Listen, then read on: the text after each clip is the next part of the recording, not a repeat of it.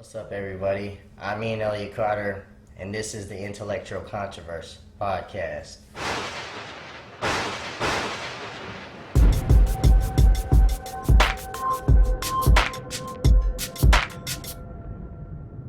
Last question to both of you guys. Maybe we can make it brief. How do we approach injustice, and how do we talk to people that just are not getting it, no matter how much we explain it? I'll start with you, Jermaine. You put me on spot first. How do we approach it? Mm-hmm. I mean, we burn the city down, right? No. I mean, going there with a whip. The truth is, people have to be receptive. Mm-hmm. And if you have to, the problem with us as people, we don't know how to gauge people's emotional intelligence. Mm-hmm. And you have to. You have to understand that if I'm talking to you, and we are going to be in disagreement about an issue, if I know it's starting to rile you up to the point where you're not going to listen, you're going to shut down, just like a child would, Mm-hmm. then I got to know when to kind of back down. And maybe we approach it at a different time.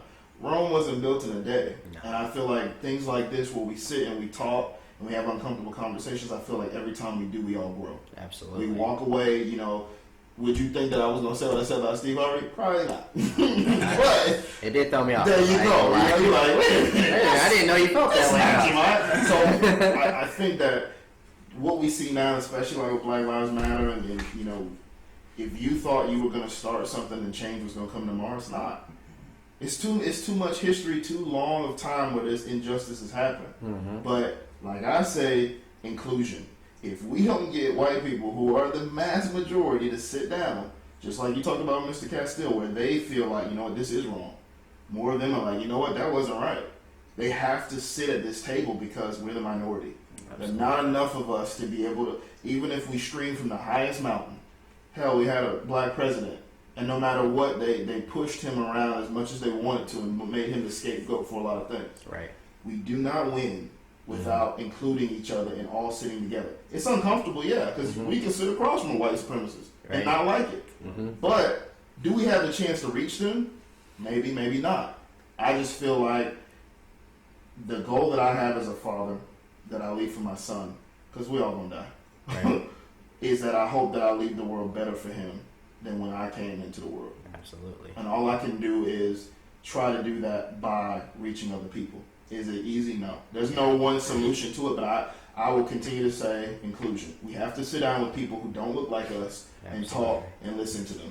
Yeah, so less talking to people that look like us, and more talking to the people that don't look like us, and believe the same thing. Because that's how we build bridges. We don't build bridges with the same blocks. Right. We gotta have different ones. A little bit to what you just said too. I do believe that whether you believe that the world is 6,000, 7,000 years old, whether you believe it's millions, billions years old, we can all, I'm terrible at math, so I'm not even going to try to get on that one. But we can all agree that slavery and even segregation, that's still a Band-Aid that just got pulled off. Like literally, there's still people around today that remember colored-only bathrooms. Correct. So let's stop this whole that was so long ago. No, it's literally, it's still alive. We are still getting over that. And, slavery, you could say, of course, 200 years ago or give or take. But that's still not that long ago when it comes to the progression of the world, period. Right. 200 years compared to thousands of millions. Come on, man. That's just like a one point. That's a chapter in the book. Exactly. We are still getting over that. Yeah. So just beware of that. Don't just say get over it. Yeah. And to your answer, approaching injustice, talking to people that just don't get it. What would your answer be to that? Having, like you said, continuing to have these conversations. Right. Once you get to that point of, after a while, if they still don't want to get it, you shake the dust off your feet and you keep it moving. And somebody else will talk. Yeah. Somebody else definitely will. Yeah. And I think one of the more important things that we have to remember are those allies that we have that don't look like us. Mm-hmm. Like they have to be our voice. Correct. In their sphere. Correct. Of influence as well, for people to understand, like, oh snap, like, yeah, this really is a problem.